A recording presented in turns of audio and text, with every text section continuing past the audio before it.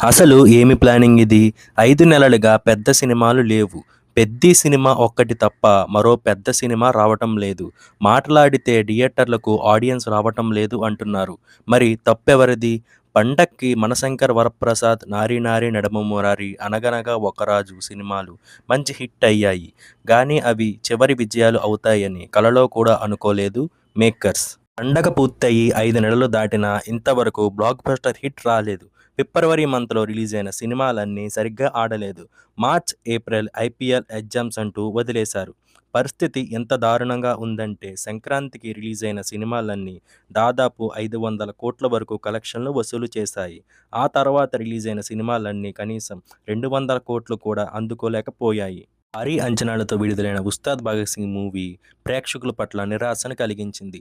'Peddi', 'paradise' మూవీలు కాస్త post phone అయ్యాయి. దీనితో థియేటర్లు మూసుకోవాల్సిన పరిస్థితి.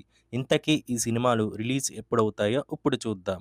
జూన్ 4న 'పెద్ది' సినిమా రిలీజ్‌కి రెడీ అవుతుంది. అలాగే ఆగస్టు 21న 'పారడైజ్' సినిమా రిలీజ్ అవుతుంది. సెప్టెంబర్ 11న 'రణబాలి' సినిమా ప్రేక్షకుల ముందుకు రానుంది. ఇది ఇలా ఉండగా మన సీనియర్ హీరోలు ఏం చేస్తున్నారో ఇప్పుడు చూద్దాం. బాలయ్య 'గోపీచంద్ మలినేని'తో, చిరంజీవి 'విశ్వంబర'తో, అలాగే నాగార్జున 100వ సినిమా 'వెంకీ ఆదర్శ కుటుంబంతో ప్రేక్షకుల ముందుకు రానున్నారు. ఇప్పటికీ డేట్స్ ఇంకా లాక్ చేయలేదు. ఈ సినిమాలు ఒకవేళ రిలీజ్ అయినా 100-200 కోట్ల మధ్యలోనే ఉండే అవకాశం ఉంది. ఎలా అయినా 2026 ఫిల్మ్ ఇండస్ట్రీకి భారీ నష్టాలు తెచ్చిపెట్టిందని అర్థమవుతుంది. ఈ వీడియో కనుక మీకు నచ్చితే ప్లీజ్ కామెంట్ చేయండి. అలాగే మన ఛానల్ని సబ్స్క్రైబ్ చేసుకోవడం మాత్రం మర్చిపోవద్దు. వీలైతే లైక్ కూడా చేయండి.